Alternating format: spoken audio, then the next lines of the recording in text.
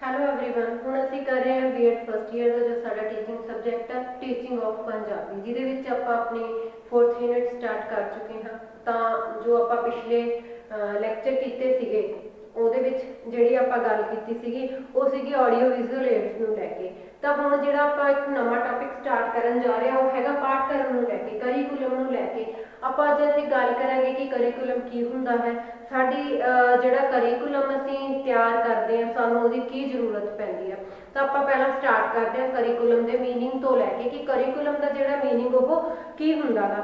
ਪਾਠਕ੍ਰਮ ਜੋ ਹੁੰਦਾ ਹੈ ਉਹ ਅਧਿਆਪਨ ਵਿਵਸਥਾ ਦਾ ਇੱਕ ਜ਼ਰੂਰੀ ਅੰਗ ਹੁੰਦਾ ਹੈ, ਕਿਉਂਕਿ ਸਾਨੂੰ ਪਾਠਕ੍ਰਮ ਤੋਂ ਹੀ ਪਤਾ ਲੱਗਦਾ, ਸਾਡੇ ਕਰੀਕੁਲਮ ਤੋਂ ਹੀ ਪਤਾ ਲੱਗਦਾ ਹੈ ਕਿ ਅਸੀਂ ਕਿਹੜੀ ਜਮਾਤ ਵਿੱਚ ਕੀ ਪੜ੍ਹਾਉਣਾ ਗਾ, ਕਿਹੜੇ ਕਿਹੜੇ ਆਪਾਂ ਜਿਹੜੇ ਤਰੀਕੇ ਨੇ ਉਹ ਯੂਜ਼ ਕਰ ਸਕਦੇ ਹਾਂ, ਕਿੰਨਾ ਪੜ੍ਹਾਉਣਾ ਗਾ, ਸਹੀ ਸਮੇਂ ਵਿੱਚ ਅਸੀਂ ਜਿਹੜਾ ਸਿਲੇਬਸ ਆ ਉਹ ਕਿਵੇਂ ਪੂਰਾ ਕਰ ਸਕਦੇ ਹਾਂ। ਇਹਨਾਂ ਸਾਰਾ ਵਿੱਚ ਜਿਹੜਾ ਕਰੀਕੁਲਮ ਹੈ, ਜਿਹੜਾ ਪਾਠਕ੍ਰਮ ਆ ਉਹ ਬਹੁਤ ਵੱਡਾ ਜਿਹੜਾ ਆਪਣਾ ਰੋਲ ਅਦਾ ਕਰਦਾ ਹੈ। ਸਿੱਖਿਆ ਦੇ ਉਦੇਸ਼ਾਂ ਦੀ ਪੂਰਤੀ ਲਈ ਇਹ ਮਹੱਤਵਪੂਰਨ ਭੂਮਿਕਾ ਨਿਭਾਉਂਦਾ ਹੈ, ਕਿਉਂਕਿ ਇਸ ਦੀ ਸਹਾਇਤਾ ਨਾਲ, ਪਾਠਕ੍ਰਮ ਦੀ ਸਹਾਇਤਾ ਨਾਲ ਜਦੋਂ ਅਸੀਂ ਸਹੀ ਸਮੇਂ ਵਿੱਚ ਜਿਹੜਾ ਸਿਲੇਬਸ ਹੁੰਦਾ ਉਹ ਪੂਰਾ ਕਰ ਲੈਂਦੇ ਹਾਂ, ਜਿਹੜੇ ਸਿੱਖਿਆ ਦੇ ਉਦੇਸ਼ ਹੁੰਦੇ ਨੇ ਉਹ ਅਸੀਂ ਪੂਰੇ ਕਰ ਲੈਂਦੇ ਹਾਂ। ਇਸ ਵਿੱਚ ਸਿੱਖਿਆ ਸੰਸਥਾਵਾਂ ਦੇ ਪਾਠਕ੍ਰਮ ਤੇ ਪਾਠ ਸਹਾਇਕ ਕਿਰਿਆਵਾਂ ਸੰਬੰਧੀ ਜਿਹੜੀ ਜਾਣਕਾਰੀ ਉਹ ਲਿਖੀ ਹੋਈ ਹੁੰਦੀ ਹੈ ਕਿ ਅਧਿਆਪਕ ਜਿਹੜਾ ਵੀ ਸਿਲੇਬਸ ਪੂਰਾ ਕਰਾਉਂਦਾ, ਬੱਚਿਆਂ ਨੂੰ ਜੋ ਵੀ ਵਿਸ਼ਾ ਵਸਤੂ ਪੜ੍ਹਾਉਂਦਾ ਉਹਦੇ ਲਈ ਕਿਹੜੀਆਂ-ਕਿਹੜੀਆਂ ਜਿਹੜੀਆਂ ਵਿਧੀਆਂ ਜਾਂ ਕਿਹੜੀਆਂ-ਕਿਹੜੀਆਂ ਜਿਹੜੀਆਂ ਤਕਨੀਕਾਂ ਨੇ ਉਹ ਵਰਤੋਂ ਵਿੱਚ ਲਿਆ ਸਕਦਾ, ਕਿਹੜੀਆਂ-ਕਿਹੜੀਆਂ ਜਿਹੜੀਆਂ ਸਹਾਇਕ ਸਮੱਗਰੀਆਂ ਨੇ ਉਹ ਉੱਥੇ ਪ੍ਰਯੋਗ ਵਿੱਚ ਲਿਆ ਸਕਦਾ ਹੈ। ਜੇਕਰ ਆਪਾਂ ਗੱਲ ਕਰ ਲਈਏ ਪਾਠਕ੍ਰਮ ਦੀ ਕਿ ਪਾਠਕ੍ਰਮ ਹੁੰਦਾ ਕੀ ਆ, ਇਹਦੇ ਆਪਾਂ ਮੀਨਿੰਗ ਦੀ ਗੱਲ ਕਰਦੇ ਹਾਂ ਤਾਂ ਜਿਹੜਾ ਪਾਠਕ੍ਰਮ ਹੈਗਾ ਉਹ ਅੰਗਰੇਜ਼ੀ ਦੇ ਸ਼ਬਦ ਕਰੀਕੁਲਮ ਤੋਂ ਲੈਤਾ ਗਿਆ ਹੈ। ਮੀਨਿੰਗ ਦੀ ਗੱਲ ਕਰਦੇ ਹਾਂ ਆਪਾਂ ਕਿ ਜਿਹੜਾ ਕਰੀਕੁਲਮ ਦਾ ਮੀਨਿੰਗ ਹੈ ਉਹ ਕੀ ਹੈ। ਐਕਚੁਅਲ ਜਿਹੜਾ ਕਰੀਕੁਲਮ ਹੈਗਾ, ਜਿਹੜਾ ਪਾਠਕ੍ਰਮ ਹੈਗਾ ਉਹ ਅੰਗਰੇਜ਼ੀ ਭਾਸ਼ਾ ਦਾ ਸ਼ਬਦ ਹੈ ਕਰੀਕੁਲਮ, ਉਹ ਤੋਂ ਲੈਤਾ ਗਿਆ ਹੈ। ਕਰੀਕੁਲਮ ਦਾ ਅਗਰ ਅਸੀਂ ਪੰਜਾਬੀ ਵਿੱਚ ਅਨੁਵਾਦ ਕਰਦੇ ਹਾਂ ਤਾਂ ਕਰੀਕੁਲਮ ਨੂੰ ਪਾਠਕ੍ਰਮ ਕਿਹਾ ਜਾਂਦਾ ਹੈ। ਤੇ ਜਿਹੜਾ ਕਰੀਕੁਲਮ ਉਹ ਲਤੀਨੀ ਭਾਸ਼ਾ ਦਾ ਸ਼ਬਦ, ਜਿਹੜੀ ਲਤੀਨੀ ਭਾਸ਼ਾ ਦਾ ਸ਼ਬਦ ਆ ਉਹ ਤੋਂ ਲੈਤਾ ਗਿਆ ਹੈ। ਕਰੀਕੁਲਮ ਲਤੀਨੀ ਭਾਸ਼ਾ ਦੇ ਤੋਂ ਲੈਤਾ ਗਿਆ ਹੈ, ਜਿਹਦਾ ਬੇਸਿਕ ਅਰਥ ਹੁੰਦਾ ਗਾ ਦੌੜਨਾ। ਕਿਉਰਲ ਦਾ ਅਰਥ ਹੁੰਦਾ ਗਾ ਦੌੜਨਾ ਜਾਂ ਰਨ ਕਰਨਾ। ਮਤਲਬ ਪਾਠਕ੍ਰਮ ਅਸੀਂ ਅੰਗਰੇਜ਼ੀ ਭਾਸ਼ਾ ਵਿੱਚੋਂ ਲੈਤਾ ਗਾ, ਕਰੀਕੁਲਮ ਦਾ ਅਨੁਵਾਦ ਹੈ ਪਾਠਕ੍ਰਮ, ਤੇ ਕਰੀਕੁਲਮ ਲਤੀਨੀ ਭਾਸ਼ਾ ਦੇ ਸ਼ਬਦ ਕਿਉਰਲ ਤੋਂ ਆਇਆ ਹੈ, ਜਿਹਦਾ ਕੀ ਅਰਥ ਹੁੰਦਾ ਹੈ। ਜੇ ਆਪਾਂ ਸਹੀ ਸਿੰਪਲ ਅਰਥਾਂ ਵਿੱਚ ਇਹਦਾ, ਸਿੰਪਲ ਸ਼ਬਦਾਂ ਵਿੱਚ ਇਹਦਾ ਅਰਥ ਜਾਣਨ ਦੀ ਕੋਸ਼ਿਸ਼ ਕਰੀਏ ਤਾਂ ਇਹਦਾ ਅਰਥ ਹੁੰਦਾ ਦੌੜਨਾ ਜਾਂ ਰਨ। ਤੇ ਹੁਣ ਆਪਾਂ ਕਰੀਕੁਲਮ ਦੀ ਗੱਲ ਤੇ ਆਉਂਦੇ ਹਾਂ ਕਿ ਇੱਥੇ ਲਿਖਿਆ ਹੋਇਆ ਦੌੜਨਾ ਤੇ ਰਨ, ਪਾਠਕ੍ਰਮ ਕੀ ਚੀਜ਼ ਹੈ, ਕੀ ਸੰਬੰਧ ਹੈ। ਤਾਂ ਕਰੀਕੁਲਮ ਦਾ ਜਾਂ ਫਿਰ ਪਾਠਕ੍ਰਮ ਇੱਕ ਉਹ ਰਸਤਾ ਹੈ ਜਿਸ ਉੱਤੇ ਦੌੜ ਕੇ ਮਨੁੱਖ ਆਪਣੀ ਮੰਜ਼ਿਲ ਤੱਕ ਪਹੁੰਚਦਾ ਹੈ। ਮਤਲਬ ਇਹ ਕਰੀਕੁਲਮ ਇੱਕ ਰਸਤਾ ਹੈ, ਅਸੀਂ ਸਾਡੇ ਜ਼ਿੰਦਗੀ ਦੇ ਜੋ ਉਦੇਸ਼ ਨੇ, ਕਿਉਂਕਿ ਬਹੁਤ ਸਾਰੇ ਜਿਹੜੇ ਸਾਡੇ ਉਦੇਸ਼ ਨੇ ਹੁੰਦੇ ਉਹ ਸਿੱਖਿਆ ਨਾਲ ਜੁੜੇ ਹੁੰਦੇ ਨੇ। ਕਿਸੇ ਦਾ ਜਿਹੜਾ ਜ਼ਿੰਦਗੀ ਦਾ ਉਹਦਾ ਏਮ ਹੈ ਡਾਕਟਰ ਬਣਨਾ, ਕਿਸੇ ਨੇ ਟੀਚਰ ਬਣਨਾ, ਕਿਸੇ ਨੇ ਇੰਜੀਨੀਅਰ ਬਣਨਾ। ਤੇ ਇਹਦਾ ਜਿਹੜਾ ਸਿੱਧੇ ਤੌਰ ਤੇ ਜਿਹੜਾ ਸੰਬੰਧ ਹੁੰਦਾ ਸਾਡੇ ਪੜ੍ਹਾਈ ਨਾਲ ਹੁੰਦਾ, ਸਾਡੀ ਸਿੱਖਿਆ ਨਾਲ ਹੁੰਦਾ। ਤਾਂ ਸਿੱਖਿਆ ਦਾ ਸੰਬੰਧ ਹੁੰਦਾ ਪਾਠਕ੍ਰਮ ਨਾਲ, ਤੇ ਪਾਠਕ੍ਰਮ ਉਹ ਰਸਤਾ ਹੈ ਜਿਸ ਉੱਤੇ ਦੌੜ ਕੇ ਮਨੁੱਖ ਆਪਣੀ ਮੰਜ਼ਿਲ ਤੱਕ ਪਹੁੰਚਦਾ ਹੈ। ਇਹ ਸਹੀ ਮਾਇਨੇ ਵਿੱਚ ਜਾਂ ਫਿਰ ਸਿੰਪਲ ਸ਼ਬਦਾਂ ਵਿੱਚ ਪਾਠਕ੍ਰਮ ਦਾ ਅਰਥ ਦੱਸਿਆ ਗਿਆ ਹੈ। ਹੁਣ ਆਪਾਂ ਗੱਲ ਕਰਦੇ ਹਾਂ ਕਿ ਮੁਨਰੋ ਨੇ ਇਹਦੇ ਪਾਠਕ੍ਰਮ ਨੂੰ ਲੈ ਕੇ ਕੀ ਕਿਹਾ। ਮੁਨਰੋ ਨੇ ਉਹਨੇ ਆਪਣੇ ਸ਼ਬਦਾਂ ਵਿੱਚ ਡਿਫਾਈਨ ਕੀਤਾ ਕਿ ਜਿਹੜਾ ਕਰੀਕੁਲਮ ਹੁੰਦਾ, ਜਿਹੜਾ ਪਾਠਕ੍ਰਮ ਹੈ, ਪਾਠਕ੍ਰਮ ਵਿੱਚ ਉਹ ਸਾਰੇ ਅਨੁਭਵ ਸ਼ਾਮਿਲ ਹਨ ਜਿਨ੍ਹਾਂ ਨੂੰ ਸਕੂਲ ਦੁਆਰਾ ਸਿੱਖਿਆ ਦੇ ਉਦੇਸ਼ਾਂ ਦੀ ਪ੍ਰਾਪਤੀ ਲਈ ਉਪਯੋਗ ਵਿੱਚ ਲਿਆਂਦਾ ਜਾਂਦਾ ਹੈ। ਮਤਲਬ ਉਹਨਾਂ ਦਾ ਮੰਨਣਾ ਕਿ ਇਹਦੇ ਵਿੱਚ ਉਹ ਐਕਸਪੀਰੀਅੰਸ ਨੇ, ਜਿਹੜਾ ਪਾਠਕ੍ਰਮ ਹੈ ਉਹ ਅਨੁਭਵ ਨੇ ਜਿਨ੍ਹਾਂ ਦੀ ਸਹਾਇਤਾ ਨਾਲ ਸਕੂਲ ਵਿੱਚ ਜਿਹੜੇ ਸਿੱਖਿਆ ਦੇ ਉਦੇਸ਼ ਨੇ ਪ੍ਰਾਪਤ ਕੀਤੇ ਜਾਂਦੇ ਹਨ। ਤਾਂ ਇਸ ਕਰਕੇ ਅਸੀਂ ਕਹਿ ਸਕਦੇ ਹਾਂ ਕਿ ਜਿਹੜਾ ਕਰੀਕੁਲਮ ਸ਼ਬਦ ਹੈ ਜਾਂ ਜਿਹੜਾ ਪਾਠਕ੍ਰਮ ਸ਼ਬਦ ਹੈ ਉਹਦੀ ਆਪਣੀ ਮਹੱਤਤਾ ਹੈ ਸਾਡੇ ਜੀਵਨ ਵਿੱਚ, ਸਾਡੀ ਸਿੱਖਿਆ ਵਿੱਚ, ਕਿਉਂਕਿ ਜਿਹੜੀ ਸਾਡੀ ਸਾਰੀ ਸਿੱਖਿਆ ਉਹ ਪਾਠਕ੍ਰਮ ਦੇ ਉੱਤੇ ਟਿਕੀ ਹੋਈ ਹੈ ਜਾਂ ਕਰੀਕੁਲਮ ਦੇ ਉੱਤੇ ਟਿਕੀ ਹੋਈ ਹੈ। ਅਸੀਂ ਜਿੱਦਾਂ ਦਾ ਕਰੀਕੁਲਮ, ਜਿੱਦਾਂ ਦਾ ਸਿਲੇਬਸ ਬੱਚੇ ਨੂੰ ਪੜ੍ਹਾਵਾਂਗੇ ਤੇ ਬੱਚਿਆਂ ਦੀ ਜਿਹੜੇ ਸਿੱਖਿਆ ਦੇ ਉਦੇਸ਼ ਵੀ ਉਸੇ ਤਰੀਕੇ ਨਾਲ ਪੂਰੇ ਹੋਣਗੇ। ਤਾਂ ਜਿਹੜਾ ਵਧੀਆ ਕਰੀਕੁਲਮ ਹੁੰਦਾ ਹੈ ਉਹ ਇੱਕ ਕੁਆਲਿਟੀ ਦੀ ਜਿਹੜੀ ਸਿੱਖਿਆ ਗੀ ਬੱਚਿਆਂ ਨੂੰ ਉਹ ਦਿੰਦਾ ਗਾ ਜਿਹੜੀ ਉਹਨਾਂ ਨੂੰ ਅੱਗੇ ਜ਼ਿੰਦਗੀ ਵਿੱਚ ਅੱਗੇ ਤੱਕ ਲੈ ਕੇ ਜਾਂਦੀ ਹੈ ਜਾਂ ਬਹੁਤਾ ਹੀ ਕੰਮ ਆਉਂਦੀ ਹੈ। ਜੇਕਰ ਆਪਾਂ ਗੱਲ ਕਰੀਏ ਰੁਡਿਆਰਡ ਤੇ ਕੋਰਨਬਰਗ ਹੈਨਰੀ ਦੀ, ਤਾਂ ਉਹਨਾਂ ਨੇ ਕਰਿਕੂਲਮ ਨੂੰ ਲੈ ਕੇ ਕੀ ਕਿਹਾ, ਉਹਨਾਂ ਦੇ ਸ਼ਬਦਾਂ ਵਿੱਚ ਆਪਣੇ ਵਿਆਪਕ ਰੂਪ ਵਿੱਚ ਪਾਠਕ੍ਰਮ ਦੇ ਅੰਤਰਗਤ ਸਕੂਲ ਦਾ ਸਮੁੱਚਾ ਵਾਤਾਵਰਣ, ਸਾਰੇ ਕੋਰਸ, ਕਿਰਿਆਵਾਂ ਤੇ ਵਿਦਿਆਰਥੀ ਨੂੰ ਦਿੱਤੀਆਂ ਜਾਣ ਵਾਲੀਆਂ ਸਾਰੀਆਂ ਸਮੱਸਿਆਵਾਂ ਸ਼ਾਮਿਲ ਹੁੰਦੀਆਂ ਹਨ। ਤਾਂ ਇਸ ਕਰਕੇ ਜਿਹੜਾ ਪਾਠਕ੍ਰਮ ਹੈ ਤਾਂ ਉਹਦੀ ਅਗਰ ਆਪਾਂ ਓਵਰਆਲ ਦੇਖੀਏ ਤਾਂ ਸਾਰਿਆਂ ਦਾ ਇਹੀ ਸਿੱਟਾ ਨਿਕਲ ਕੇ ਆਉਂਦਾ ਹੈ ਕਿ ਇਹ ਰਸਤਾ ਜਿਸ ਉੱਪਰ ਦੌੜ ਕੇ ਮਨੁੱਖ ਆਪਣੀ ਮੰਜ਼ਿਲ ਤੱਕ ਪਹੁੰਚ ਜਾਂਦਾ ਹੈ, ਵੱਖ-ਵੱਖ ਪੜਾਵਾਂ ਦੇ ਰਾਹੀਂ ਆਪਣੀ ਮੰਜ਼ਿਲ ਤੱਕ ਪਹੁੰਚਦਾ ਹੈ। ਹੁਣ ਆਪਾਂ ਗੱਲ ਕਰਦੇ ਹਾਂ ਨੀਡ ਤੇ ਇੰਪੋਰਟੈਂਸ ਦੀ, ਕਿ ਜਿਹੜਾ ਪਾਠਕ੍ਰਮ ਹੈ ਉਹਦੀ ਸਾਡੀ ਸਿੱਖਿਆ ਵਿੱਚ ਕੀ ਮਹੱਤਤਾ ਹੈ, ਕੀ ਉਹਦੀ ਜਿਹੜੀ ਜ਼ਰੂਰਤ ਹੈ, ਲੋੜ ਤੇ ਇਹਦੇ ਮਹੱਤਵ ਦੀ ਗੱਲ ਕਰਾਂਗੇ ਆਪਾਂ।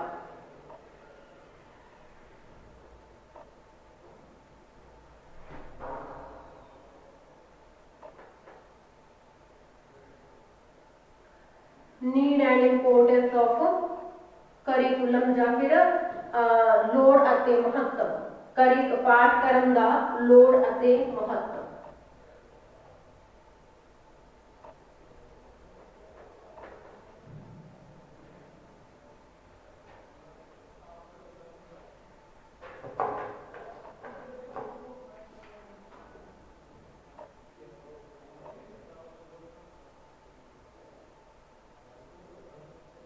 ਲੋੜ ਅਤੇ ਮਹੱਤਵ, ਕਿਸ ਚੀਜ਼ ਦੀ ਲੋੜ ਅਤੇ ਮਹੱਤਵ ਆਪਾਂ ਇੱਥੇ ਗੱਲ ਕਰਨ ਜਾ ਰਹੇ ਹਾਂ, ਕਰਿਕੂਲਮ ਜਾਂ ਫਿਰ ਪਾਠਕ੍ਰਮ ਦੀ ਗੱਲ ਹੋ ਰਹੀ ਹੈ।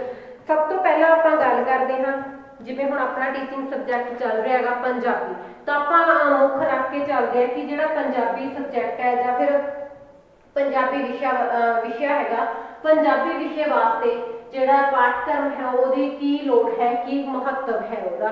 ਸਭ ਤੋਂ ਪਹਿਲਾਂ ਆਪਾਂ ਗੱਲ ਕਰਦੇ ਹਾਂ ਕਿ ਜਿਹੜਾ ਇਹਦੀ ਲੋੜ ਹੈ, ਇਹਦੇ ਨਾਲ ਕੀ ਹੈ, ਪੰਜਾਬੀ ਦੇ ਅਧਿਆਪਨ ਦੀ ਜਿਹੜੀ ਰੂਪਰੇਖਾ ਹੈ ਸਾਨੂੰ ਉਹ ਸਮਝ ਵਿੱਚ ਆ ਜਾਂਦੀ ਹੈ। ਇਹਦੀ ਰੂਪਰੇਖਾ ਬਣਾਉਣ ਵਿੱਚ ਇਹ ਬਹੁਤ ਹੀ ਜ਼ਿਆਦਾ ਜਿਹੜਾ ਸਹਾਇਕ ਹੁੰਦਾ ਹੈ, ਪੰਜਾਬੀ ਅਧਿਆਪਨ ਦੇ ਉਦੇਸ਼ਾਂ ਦੀ ਰੂਪਰੇਖਾ ਬਣਾਉਣ ਲਈ। ਇਸ ਨਾਲ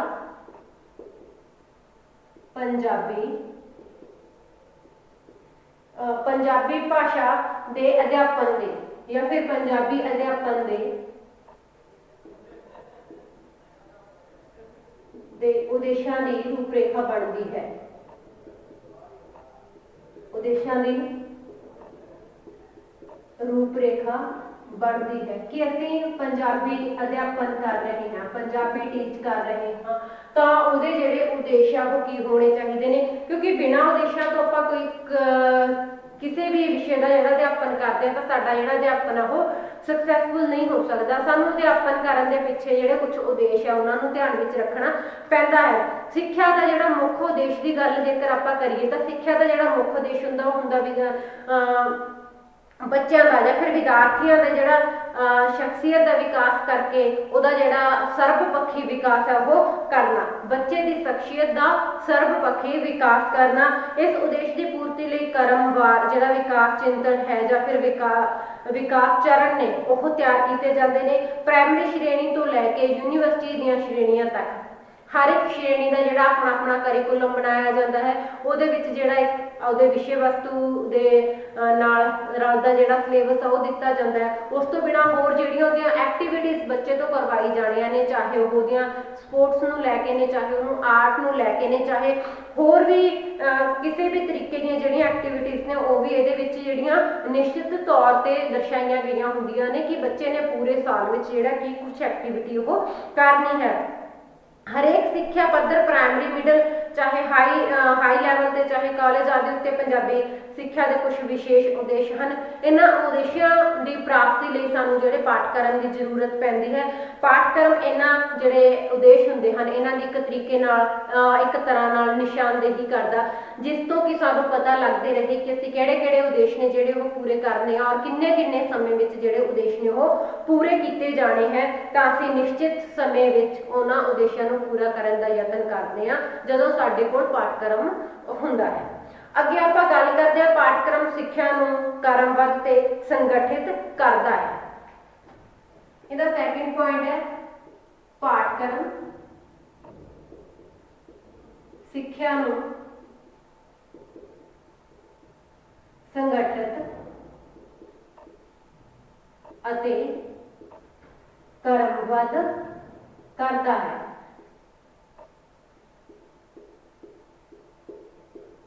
ਬਹੁਤ ਜ਼ਰੂਰਤ ਹੁੰਦੀ ਹੈ ਕਰਮਬੱਧਤਾ ਦੀ। ਜਦੋਂ ਅਸੀਂ ਕਿਸੇ ਵਿਸ਼ੇ ਨੂੰ ਪੜ੍ਹਾ ਰਹੇ ਹੁੰਦੇ ਹਾਂ ਜਾਂ ਕਿਸੇ ਵਿਸ਼ੇ ਬਾਰੇ ਗੱਲਬਾਤ ਕਰ ਰਹੇ ਹੁੰਦੇ ਹਾਂ ਤਾਂ ਉਹਦੇ ਸੰਗਠਨ ਦੀ ਤੇ ਉਹਦੀ ਕਰਮਬੱਧਤਾ ਦੀ ਬਹੁਤ ਜ਼ਰੂਰਤ ਹੁੰਦੀ ਹੈ।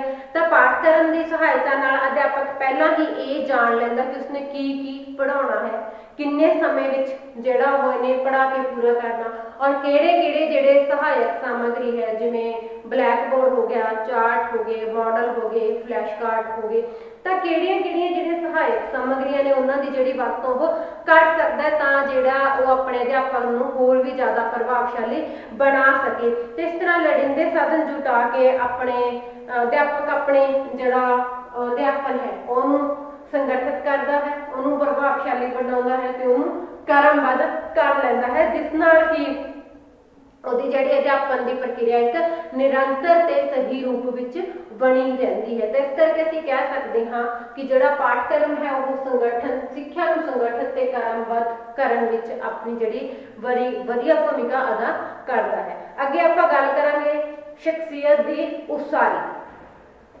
ਸਾਡਾ ਥਰਡ ਪੁਆਇੰਟ ਹੈ ਸ਼ਖਸੀਅਤ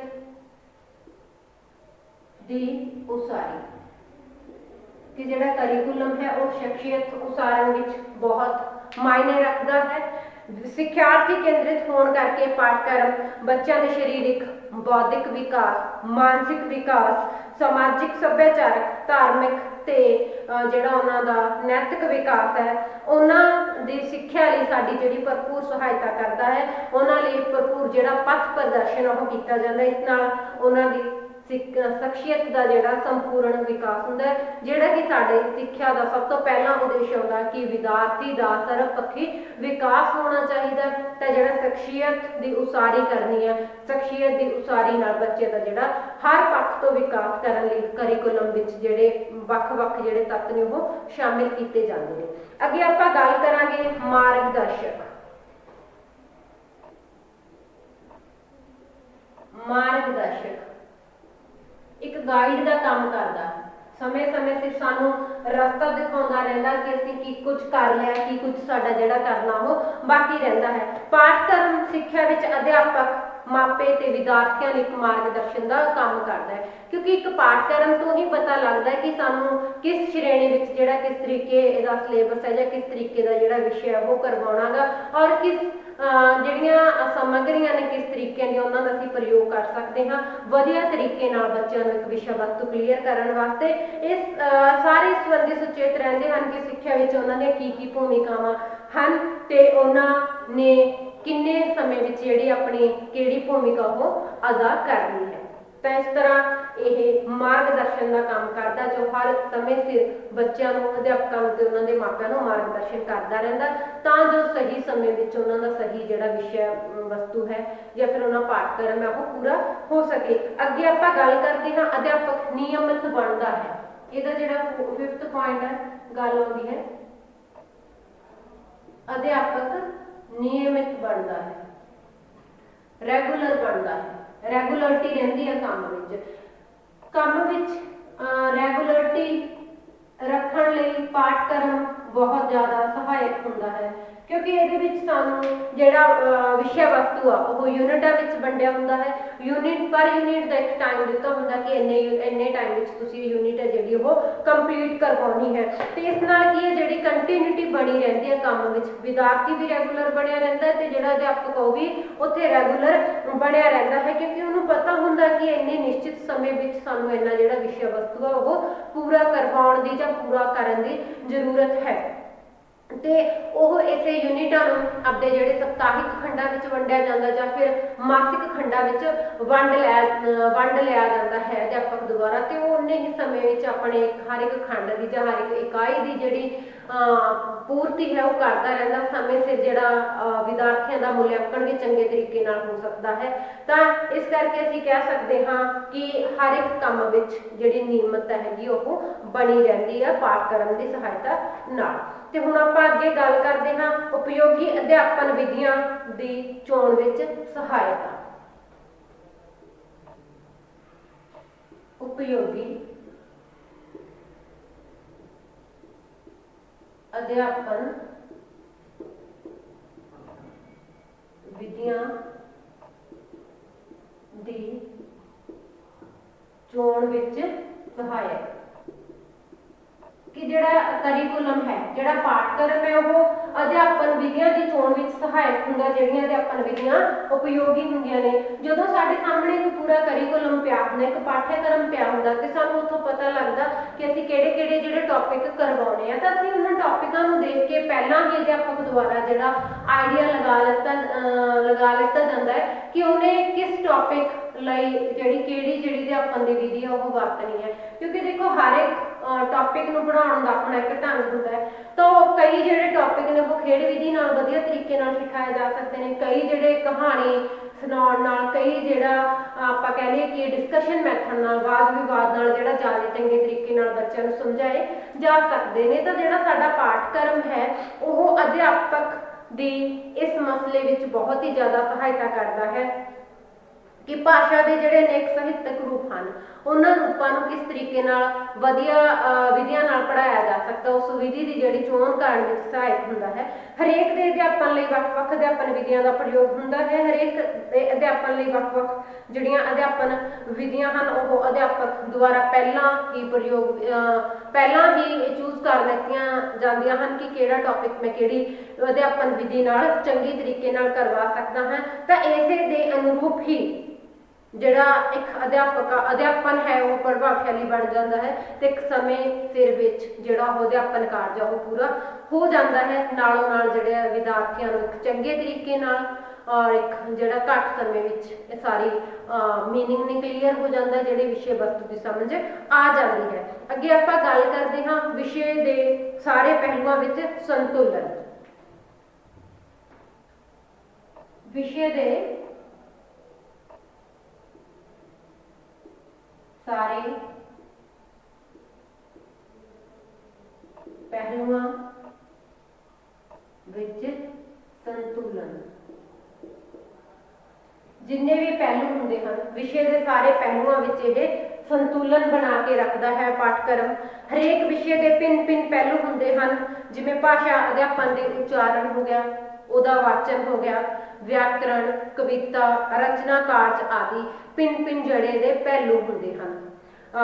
ਤੇ ਹਰ ਇੱਕ ਪਹਿਲੂ ਨੂੰ ਕਿਵੇਂ ਪੂਰਾ ਕਰਨਾ, ਅਸੀਂ ਕਿਵੇਂ ਪ੍ਰਭਾਵਸ਼ਾਲੀ ਤਰੀਕੇ ਨਾਲ ਬੱਚਿਆਂ ਤੱਕ ਪਹੁੰਚਾਉਣਾ, ਇਹ ਸਾਰਿਆਂ ਦਾ ਸੰਤੁਲਨ ਜਿਹੜਾ ਹੈਗਾ ਉਹ ਪਾਠਕ੍ਰਮ ਦੀ ਸਹਾਇਤਾ ਨਾਲ ਹੋ ਜਾਂਦਾ ਹੈ। ਇਹਨਾਂ ਸਾਰੇ ਪਹਿਲੂਆਂ ਦੇ ਸੰਤੁਲਨ ਨਾਲ ਹੀ ਜਿਹੜਾ ਭਾਸ਼ਾ ਦਾ ਉਚਿਤ ਅਧਿਆਪਨ ਹੋ ਸਕਦਾ ਹੈ। ਪਾਠਕ੍ਰਮ ਦੇ ਵੱਖ-ਵੱਖ ਪਹਿਲੂਆਂ ਵੱਲ ਧਿਆਨ ਦਿੰਦੇ ਹੋਏ ਉਹਨਾਂ ਵਿੱਚ ਲੋੜੀਂਦਾ ਜਿਹੜਾ ਸੰਤੁਲਨ ਉਹ ਰੱਖਿਆ ਜਾ ਸਕਦਾ ਹੈ, ਕਿਉਂਕਿ ਭਾਸ਼ਾ ਦੇ ਜਿੰਨੇ ਵੀ ਪਹਿਲੂ ਹਨ ਉਹ ਹਰ ਇੱਕ ਦੂਸਰੇ ਨਾਲ ਜਿਹੜੇ ਆਪਾਂ ਕਹਿ ਲਈਏ ਕਿ ਉਹ ਰਿਲੇਟਡ ਹੁੰਦੇ ਹਨ। ਤਾਂ ਹਰ ਇੱਕ ਦਾ ਇੱਕ ਦੂਸਰੇ ਉੱਤੇ ਜਿਹੜੀ ਆਪਾਂ ਕਹਿ ਲਈਏ ਕਿ ਇੱਕ ਦੂਸਰੇ ਨਾਲ ਸੰਵਾਦ ਹੁੰਦਾ ਉਹ ਬਹੁਤ ਜ਼ਿਆਦਾ ਜ਼ਰੂਰੀ ਹੁੰਦਾ ਹੈ। ਤੇ ਸਾਰੇ ਹੀ ਜਦੋਂ ਪਹਿਲੂਆਂ ਵਿੱਚ ਸੰਵਾਦ ਹੋ ਜਾਂਦਾ ਹੈ ਤਾਂ ਉਹ ਇੱਕ ਵਧੀਆ ਜਿਹੜਾ ਅਧਿਆਪਨ ਹੈ ਉੱਥੇ ਬਣ ਜਾਂਦਾ ਤੇ ਜਿਹੜਾ ਸਾਡਾ ਅਧਿਆਪਨ ਕਾਰਜ ਉੱਥੇ ਹੋਰ ਵੀ ਪ੍ਰਭਾਵਸ਼ਾਲੀ ਹੋ ਜਾਂਦਾ ਜਾਂ ਹੋਰ ਵੀ ਵਧੀਆ ਪ੍ਰਭਾਵੀ ਤਰੀਕੇ ਨਾਲ ਉਹ ਸੰਪੰਨ ਹੋ ਜਾਂਦਾ ਹੈ। ਅੱਗੇ ਆਪਾਂ ਗੱਲ ਕਰਦੇ ਹਾਂ ਸਰਪ੍ਰਸਤਾਂ ਅਤੇ ਮਾਪਿਆਂ ਦਾ ਸਹਿਯੋਗ। ਸਾਡਾ 8ਵਾਂ ਪੁਆਇੰਟ ਹੈ ਮਾਪਿਆਂ ਦਾ ਸਹਿਯੋਗ।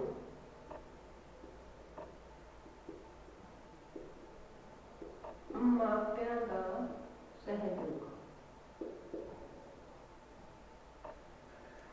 ਕਿਉਂਕਿ ਜਦੋਂ ਵੀ ਕਰਿਕੂਲਮ ਹੁੰਦਾ ਹੈ, ਕਲਾਸ ਵਾਈਜ਼ ਕਰਿਕੂਲਮ ਹੁੰਦਾ ਹੈ, ਤਾਂ ਉਹਦੀ ਜਿਹੜੀ ਜਾਣਕਾਰੀ ਉਹ ਅਧਿਆਪਕ ਨੂੰ ਵੀ ਹੋ ਜਾਂਦੀ ਹੈ, ਉਹਦੇ ਜਿਹੜੇ ਵਿਦਿਆਰਥੀ ਨੇ ਉਹਨਾਂ ਨੂੰ ਵੀ ਹੁੰਦੀ ਹੈ। ਨਾਲੋਂ ਨਾਲ ਮਾਪਿਆਂ ਨੂੰ ਵੀ ਪਤਾ ਲੱਗ ਜਾਂਦਾ ਹੈ ਕਿ ਸਾਡਾ ਜਿਹੜਾ ਬੱਚਾ ਹੈ ਉਹ ਪੂਰੇ ਸਾਲ ਵਿੱਚ ਉਹਨੇ ਕੀ ਕੁਝ ਕਰਨਾ ਹੈ, ਕਿਵੇਂ ਉਹਦੀਆਂ ਕਿਹੜੀਆਂ ਜਿਹੜੀਆਂ ਐਕਟੀਵਿਟੀਜ਼ ਉਹ ਰਹਿੰਦੀਆਂ ਨੇ। ਪਾਠ्यक्रम ਦੀ ਅਗਾਊਂ ਜਾਣਕਾਰੀ ਨਾਲ ਸਿੱਖਿਆ ਵਿੱਚ ਉਹਦੇ ਮਾਤਾ ਪਿਤਾ ਵੀ ਸਹਾਇਤਾ ਕਰ ਸਕਦੇ ਹਨ, ਕਿਉਂਕਿ ਜਦੋਂ ਉਹਨਾਂ ਨੂੰ ਪਤਾ ਹੁੰਦਾ ਕਿ ਸਾਡੇ ਬੱਚੇ ਦਾ ਕਲਾਸ ਦਾ ਕੀ ਉਹਦਾ ਪਾਠ्यक्रम ਹੈ ਤਾਂ ਉਹ ਖੁਦ ਵੀ ਬੱਚੇ ਨੂੰ ਮੋਟੀਵੇਟ ਕਰਦੇ ਨੇ ਔਰ ਬੱਚੇ ਦੀ ਜਿਹੜੀ ਸਹਾਇਤਾ ਉਹ ਪੂਰੀ ਸਹਾਇਤਾ ਕਰਦੇ ਹਨ ਬੱਚੇ ਦੇ ਕਰਿਕੂਲਮ ਪੂਰਾ ਕਰਨ ਵਿੱਚ।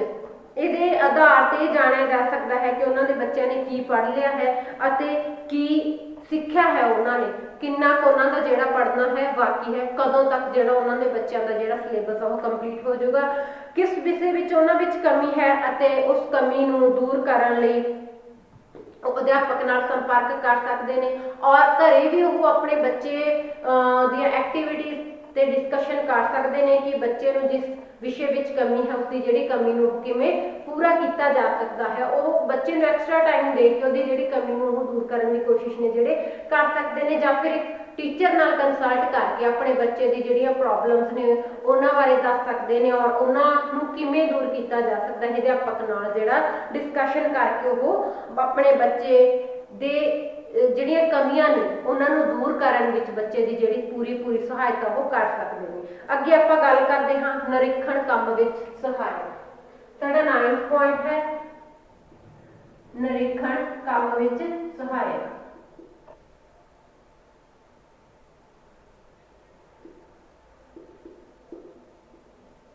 ਕੰਮ ਵਿੱਚ ਸਹਾਇਕ ਦੇਖੋ ਹਰ ਇੱਕ ਜਿਹੜਾ ਸਾਡੀ ਸਿੱਖਿਆ ਪੱਧਤੀ ਹੈ ਸਾਡੀ ਤਾਂ ਉਹਦੇ ਵਿੱਚ ਜਿਹੜਾ ਇਵੈਲੂਏਸ਼ਨ ਹੈ, ਜਿਹੜਾ ਵਿਦਿਆਰਥੀ ਦਾ ਨਿਰੀਖਣ ਹੈ, ਵਿਦਿਆਰਥੀ ਦੇ ਕੰਮ ਦਾ ਜਿਹੜਾ ਨਿਰੀਖਣ ਕੀਤਾ ਜਾਂਦਾ ਉਹ ਬਹੁਤ ਜ਼ਿਆਦਾ ਜ਼ਰੂਰੀ ਹੈ ਕਿਉਂਕਿ ਉਹ ਬੱਚੇ ਦੇ ਮੁਲਾਂਕਣ ਵਿੱਚ ਆਪਣੀ ਅਹਿਮ ਭੂਮਿਕਾ ਨਿਭਾਉਂਦਾ ਹੈ। ਅਧਿਆਪਕ ਦੇ ਕੰਮ ਦਾ ਨਿਰੀਖਣ ਕਰਨਾ ਮੁੱਖ ਅਧਿਆਪਕ ਤੇ ਸਿੱਖਿਆ ਅਧਿਕਾਰੀਆਂ ਦਾ ਮੁੱਖ ਫਰਜ਼ ਹੈ। ਪਾਠਕ੍ਰਮ ਦੀ ਸਹਾਇਤਾ ਨਾਲ ਉਹ ਆਪਣੇ ਫਰਜ਼ ਨੂੰ ਚੰਗੀ ਤਰ੍ਹਾਂ ਜਿਹੜਾ ਨਿਭਾ ਸਕਦੇ ਹਨ। ਕਿਸ ਸਮੇਂ ਵਿੱਚ ਅਧਿਆਪਕ ਨੇ ਕਿੰਨਾ ਕੰਮ ਖਤਮ ਕਰਨਾ ਹੈ, ਇਹਦੀ ਜਿਹੜੀ ਨਿਰੀਖਣ ਦੇ ਕੰਮ ਵਿੱਚ ਸਹਾਇਤਾ ਬਹੁਤ ਜ਼ਿਆਦਾ ਸਹਾਇਤਾ ਜਿਹੜੀ ਉਹ ਹੋ ਸਕਦੀ ਹੈ। ਜਦੋਂ ਆਬਜ਼ਰਵੇਸ਼ਨ ਦੀ ਗੱਲ ਆਉਂਦੀ ਆ ਤਾਂ ਉਦੋਂ ਹਰ ਇੱਕ ਚੀਜ਼ ਦਾ ਜਿਹੜਾ ਨਿਰੀਖਣ ਕੀਤਾ ਜਾਂਦਾ ਹੈ ਕਿ ਅਸੀਂ ਜੋ ਕਰਿਕੂਲਮ ਜੋ ਪਾਠਕ੍ਰਮ ਅਸੀਂ ਬੱਚਿਆਂ ਵਾਸਤੇ ਦੇ ਰਹੇ ਹਾਂ ਕਿ ਉਹ ਜਿਹੜਾ ਪੂਰੇ ਸਾਲ ਵਿੱਚ ਸਹੀ ਸਮੇਂ ਵਿੱਚ ਪੂਰਾ ਹੋ ਸਕਦਾ ਹੈ ਜਾਂ ਨਹੀਂ, ਜਾਂ ਫਿਰ ਕਿਤੇ ਉਹਦੇ ਲਈ ਟਾਈਮ ਕੁਝ ਜ਼ਿਆਦਾ ਹੀ ਨਹੀਂ ਕਿ ਉਹ ਬਹੁਤ ਛੇਤੀ ਪੂਰਾ ਹੋ ਸਕਦਾ ਹੈ। ਤਾਂ ਜਦੋਂ ਵੀ ਅਧਿਆਪਨ ਕਾਰਜ ਦੀ ਗੱਲ ਆਉਂਦੀ ਹੈ ਤਾਂ ਉਹਦਾ ਜਿਹੜਾ ਸਿਲੇਬਸ ਹੈ, ਜਿਹੜਾ ਕਰਿਕੂਲਮ ਹੈ, ਪਾਠਕ੍ਰਮ ਹੈ, ਉਹਦਾ ਨਿਰੀਖਣ ਕਰਕੇ ਅਸੀਂ ਇੱਕ ਜਿਹੜਾ ਚੰਗੇ ਅਧਿਆਪਨ ਲਈ ਅਧਿਆਪਕ ਨੂੰ ਪ੍ਰੇਰਿਤ ਕਰ ਸਕਦੇ ਹਾਂ, ਜਾਂ ਫਿਰ ਇੱਕ ਜਿਹੜੀ ਸਾਡੀ ਆਪਾਂ ਕਹਿ ਦਈਏ ਕਿ ਚੰਗੀ ਜਿਹੜੀ ਗੁਣਵੱਤਾ ਵਾਲੀ ਸਿੱਖਿਆ ਹੈਗੀ ਆ ਉਹ ਸਾਡਾ ਜਿਹੜਾ ਪਾਠਕ੍ਰਮ ਹੈ ਉਹਦਾ ਨਿਰੀਖਣ ਅਧਿਆਪਕ ਦੇ ਅਧਿਆਪਨ ਕਾਰਜ ਦਾ ਨਿਰੀਖਣ ਕਰਕੇ ਬਹੁਤ ਜ਼ਿਆਦਾ ਜਿਹੜੀ ਸਹਾਇਤਾ ਹੋ ਸਕਦੀ ਹੈ ਇੱਕ ਵਧੀਆ ਐਜੂਕੇਸ਼ਨ ਤੇ ਇੱਕ ਵਧੀਆ ਜਿਹੜੀ ਸਿੱਖਿਆ ਪ੍ਰਦਾਨ ਕਰਨ ਵਿੱਚ। ਅੱਗੇ ਆਪਾਂ ਗੱਲ ਕਰਦੇ ਹਾਂ ਨਿਆਂਪੂਰਨ ਤੇ ਨਿਰਪੱਖ ਜਾਂਚ। ਨਿਆਂਪੂਰਨ ਅਤੇ ਨਿਰਪੱਖ ਜਾਂਚ ਕਿ ਜਿਹੜਾ ਪਾਠਕ੍ਰਮ ਹੈਗਾ ਉਹ ਨਿਆਂਪੂਰਨ ਅਤੇ ਨਿਰਪੱਖ ਜਾਂਚ ਕਰਨ ਵਿੱਚ ਬਹੁਤ ਜ਼ਿਆਦਾ ਸਹਾਇਕ ਹੁੰਦਾ ਹੈ।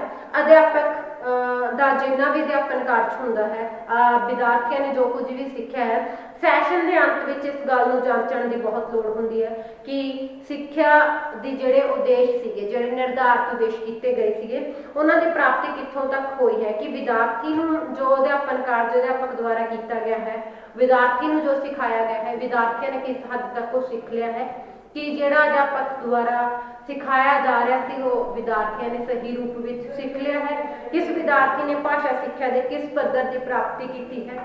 ਇਸ ਲਈ ਉਸਰੀ ਪ੍ਰੀਖਿਆ ਲਈ ਜਾਂਦੀ ਹੈ।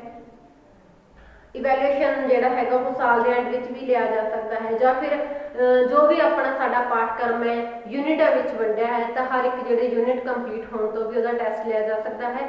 ਤੇ ਜਿਹੜਾ ਸਾਲ ਭਰ ਦਾ ਜਿਹੜਾ ਮੁਲਾਂਕਣ ਹੁੰਦਾ ਉਹਦੇ ਵਿੱਚ ਜਿਹੜੇ ਬੱਚੇ ਦੀ ਓਵਰਆਲ ਜਿਹੜੀ ਸਾਲ ਭਰ ਵਿੱਚ ਜਿਹੜੇ ਸਿੱਖਿਆ ਦੇ ਉਦੇਸ਼ ਸਨ ਤੇ ਕੀ ਉਹ ਉਹਦੇ ਪੂਰੇ ਹੋ ਗਏ ਨੇ ਜਾਂ ਨਹੀਂ, ਤਾਂ ਸਾਲ ਭਰ ਦੀ ਮੁਲਾਂਕਣ ਤੋਂ ਬਾਅਦ ਇਹ ਪਤਾ ਕੀਤਾ ਜਾਂਦਾ ਹੈ। ਇਸ ਪ੍ਰੀਖਿਆ ਲਈ ਪਾਠਕ੍ਰਮ ਨੂੰ ਜਿਹੜਾ ਆਧਾਰ ਹੈ ਉਹ ਬਣਾਇਆ ਜਾਂਦਾ ਹੈ, ਕਿਉਂਕਿ ਸਾਰੇ ਦੇ ਸਾਰੇ ਵਿਦਿਆਰਥੀ ਇਸੇ ਪਾਠਕ੍ਰਮ ਵਿੱਚੋਂ ਲੰਘ ਕੇ ਉੱਥੋਂ ਤੱਕ ਪਹੁੰਚੇ ਹੁੰਦੇ ਨੇ, ਤਾਂ ਫਿਰ ਉਸੇ ਹੀ ਪਾਠਕ੍ਰਮ ਨੂੰ ਆਧਾਰ ਬਣਾ ਲਿਆ ਜਾਂਦਾ ਹੈ, ਉਸੇ ਹੀ ਜਿਹੜਾ ਪਾਠਕ੍ਰਮ ਉਹਦੇ ਵਿੱਚੋਂ ਜਿਹੜੇ ਪ੍ਰਸ਼ਨ ਪੱਤਰ ਨੇ ਉਹ ਵਿਦਿਆਰਥੀਆਂ ਨੂੰ ਦਿੱਤੇ ਜਾਂਦੇ ਹਨ। ਇਸ ਲਈ ਉਹਨਾਂ ਲਈ ਨਿਆਂਪੂਰਨ ਤੇ ਨਿਰਪੱਖ ਜਿਹੜੀ ਜਾਂਚ ਹੈ ਉਹ ਸੰਭਵ ਹੋ ਸਕਦੀ ਹੈ, ਕਿਉਂਕਿ ਵਿਦਿਆਰਥੀਆਂ ਨੂੰ ਉਹੀ ਚੀਜ਼ਾਂ ਜਿਹੜੀਆਂ ਪ੍ਰੀਖਿਆ ਦੇ ਵਿੱਚ ਦਿੱਤੀਆਂ ਜਾਂਦੀਆਂ ਨੇ ਜਿਹੜਾ ਕਿ ਉਹਨਾਂ ਨੇ ਸਾਲ ਭਰ ਵਿੱਚ ਅਧਿਆਪਕ ਦੁਆਰਾ ਕਰਵਾਇਆ ਗਿਆ ਔਰ ਫਿਰ ਤੋਂ ਜਿਹੜੀ ਉਹਦੀ ਰਿਵੀਜ਼ਨ ਹੈ ਜਾਂ ਫਿਰ ਤੋਂ ਜਿਹੜਾ ਅਭਿਆਸ ਉਹ ਵੀ ਅਧਿਆਪਕ ਦੁਆਰਾ ਕਰਵਾਇਆ ਜਾ ਚੁੱਕਿਆ ਹੁੰਦਾ ਹੈ। ਤਾਂ ਇਸ ਪ੍ਰਕਾਰ ਆਪਾਂ ਗੱਲ ਕਰੀਏ ਇਹਨਾਂ ਜਿਹੜੇ ਆਪਾਂ 10 ਪੁਆਇੰਟਸ ਕੀਤੇ ਨੇ, ਜਿਹੜੇ ਇਹ ਪੁਆਇੰਟਸ ਨੇ ਇਹਨਾਂ ਤੋਂ ਸਪਸ਼ਟ ਹੋ ਜਾਂਦਾ ਹੈ ਕਿ ਪਾਠਕ੍ਰਮ ਤੋਂ ਬਿਨਾਂ ਸਿੱਖਿਆ ਕਾਰਜ ਦਾ ਜਿਹੜਾ ਉਚਿਤ ਸੰਗਠਿਤ ਨਿਯਮ ਤੇ ਉਪਯੋਗੀ ਪ੍ਰਯੋਗ ਅਸੰਭਵ ਹੈ, ਕਿਉਂਕਿ ਅਸੀਂ ਸਹੀ ਮਾਇਨੇ ਵਿੱਚ ਅਗਰ ਅਧਿਆਪਨ ਕਾਰਜ ਨੂੰ ਸਫਲ ਬਣਾਉਣਾ ਚਾਹੁੰਦੇ ਹਾਂ ਜਾਂ ਸਿੱਖਿਆ ਦੇ ਜਿਹੜੇ ਉਦੇਸ਼ਾਂ ਨੂੰ ਪੂਰਾ ਕਰਨਾ ਚਾਹੁੰਦੇ ਹਾਂ ਤਾਂ ਉਹਦੇ ਲਈ ਸਾਨੂੰ ਪਾਠਕ੍ਰਮ ਦੀ ਜਾਂ ਉਹਦੇ ਲਈ ਸਾਨੂੰ ਕਰਿਕੂਲਮ ਦੀ ਬਹੁਤ ਜ਼ਿਆਦਾ ਜ਼ਰੂਰਤ ਹੁੰਦੀ ਹੈ, ਤਾਂ ਕਿ ਅਸੀਂ ਸਹੀ ਸਮੇਂ ਵਿੱਚ ਤੇ ਸਹੀ ਸਮੇਂ ਸਿਰ ਬੱਚਿਆਂ ਨੂੰ ਸਿੱਖਿਆ ਦੇ ਜਿਹੜੇ ਉਦੇਸ਼ ਨੇ ਉਹ ਪ੍ਰਾਪਤ ਕਰਵਾ ਸਕੀਏ। ਤਾਂ ਅੱਜ ਦਾ ਜਿਹੜਾ ਇਹ ਆਪਣਾ ਟੌਪਿਕ ਸੀਗਾ ਕਰਿਕੂਲਮ, ਜਿਹਦੇ ਵਿੱਚ ਆਪਾਂ ਕਰਿਕੂਲਮ ਦੀ ਮੀਨਿੰਗ ਦੀ ਗੱਲ ਕੀਤੀ, ਆਪਾਂ ਕੁਛ ਇਹਦੀਆਂ 1-2 ਡੈਫੀਨੇਸ਼ਨਸ ਦੀ ਗੱਲ ਕੀਤੀ, ਆਪਾਂ ਮੁਨਰੋ ਦੀ ਗੱਲ ਕੀਤੀ ਕਿ ਮੁਨਰੋ ਨੇ ਜਿਹੜਾ ਕਰਿਕੂਲਮ ਹੈ ਜਾਂ ਪਾਠਕ੍ਰਮ ਆ ਉਹਦੇ ਬਾਰੇ ਆਪਣੇ ਕੀ ਵਿਚਾਰ ਦਿੱਤੇ ਸਨ। ਉਸ ਤੋਂ ਬਾਅਦ ਆਪਾਂ ਗੱਲ ਕੀਤੀ ਇਹਦੀ ਲੋੜ ਤੇ ਮਹੱਤਵ ਦੀ ਕਿ ਪੰਜਾਬੀ ਆਪਾਂ ਇੱਥੇ ਪੰਜਾਬੀ ਸਬਜੈਕਟ ਪੜ੍ਹ ਰਹੇ ਹਾਂ ਤਾਂ ਆਪਾਂ ਪੰਜਾਬੀ ਨੂੰ ਮੁੱਖ ਰੱਖਦੇ ਹੋਏ ਇਹਦੀ ਮਹੱਤਵ ਤੇ ਇਹਦੀ ਜਿਹੜੀ ਜ਼ਰੂਰਤ ਆ ਉਹਨੂੰ ਸਾਂਝਾ ਕੀਤਾ। ਪਹਿਲੀ ਗੱਲ ਕੀਤੀ ਆਪਾਂ ਪੰਜਾਬੀ ਅਧਿਆਪਨ ਦੇ ਉਦੇਸ਼ਾਂ ਦੀ ਰੂਪਰੇਖਾ ਬਣਦੀ ਹੈ ਇਹਦੀ ਸਹਾਇਤਾ ਨਾਲ। ਫਿਰ ਪਾਠਕ੍ਰਮ ਸਿੱਖਿਆ ਨੂੰ ਸੰਗਠਿਤ ਤੇ ਕ੍ਰਮਬੱਧ ਕਰਦਾ ਹੈ। ਫਿਰ ਆਪਾਂ ਗੱਲ ਕੀਤੀ ਸ਼ਖਸੀਅਤ ਦੀ ਉਸਾਰੀ ਕਰਦਾ ਹੈ। ਫਿਰ ਆਪਾਂ ਗੱਲ ਕੀਤੀ ਇਹ ਮਾਰਗਦਰਸ਼ਕ ਦੇ ਤੌਰ ਤੇ ਕੰਮ ਕਰਦਾ ਹੈ, ਐਜ਼ ਏ ਗਾਈਡ ਇਹ ਸਾਡੀ ਹੈਲਪ ਕਰਦਾ ਹੈ। ਅਧਿਆਪਕ ਨਿਯਮਿਤ ਬਣਦਾ ਹੈ। ਉਪਯੋਗੀ ਅਧਿਆਪਨ ਵਿਧੀਆਂ ਦੀ ਚੋਣ ਵਿੱਚ ਸਹਾਇਕ ਹੈ। ਪਾਠਕ੍ਰਮ ਵਿਸ਼ੇ ਦੇ ਸਾਰੇ ਪਹਿਲੂਆਂ ਵਿੱਚ ਸੰਤੁਲਨ ਬਣਾਈ ਰੱਖਦਾ ਹੈ।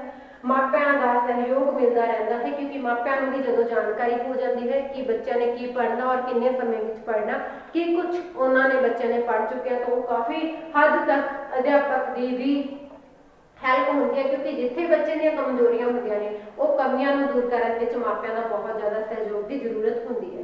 ਤੇ ਅੱਗੇ ਆਪਾਂ ਗੱਲ ਕੀਤੀ ਨਿਰੀਖਣ ਕੰਮ ਵਿੱਚ ਸਹਾਇਕ, ਤੇ ਲਾਸਟ ਆਪਣਾ ਜੋ ਪੁਆਇੰਟ ਕੀਤਾ ਉਹ ਨਿਆਂਪੂਰਨ ਤੇ ਨਿਰਪੱਖ ਜਾਂਚ। ਤੇ ਅੱਜ ਦਾ ਜਿਹੜਾ ਆਪਣਾ ਟੌਪਿਕ ਸੀਗਾ ਕਰਿਕੂਲਮ ਨੂੰ ਲੈ ਕੇ ਉਹ ਇੱਥੇ ਹੀ ਕੰਪਲੀਟ ਹੋ ਗਿਆ। ਤਾਂ ਨੈਕਸਟ ਟੌਪਿਕ ਵਿੱਚ ਆਪਾਂ ਗੱਲ ਕਰਾਂਗੇ ਪੰਜਾਬੀ ਭਾਸ਼ਾ ਦਾ ਜਦੋਂ ਕਰਿਕੂਲਮ ਜਾਂ ਪਾਠਕ੍ਰਮ ਤਿਆਰ ਕਰਨਾ ਹੈ ਉਹਦੇ ਵਿੱਚ ਸਾਨੂੰ ਕਿਹੜੀਆਂ ਜਿਹੜੀਆਂ ਗੱਲਾਂ ਦਾ ਧਿਆਨ ਰੱਖਣਾ ਪੈਂਦਾ ਹੈ। Principal of curriculum construction of Punjabi language. ਤੇ ਅੱਜ ਦਾ ਆਪਣਾ ਲੈਕਚਰ ਇੱਥੇ ਹੀ ਕੰਪਲੀਟ ਹੋ ਰਿਹਾ। ਧੰਨਵਾਦ।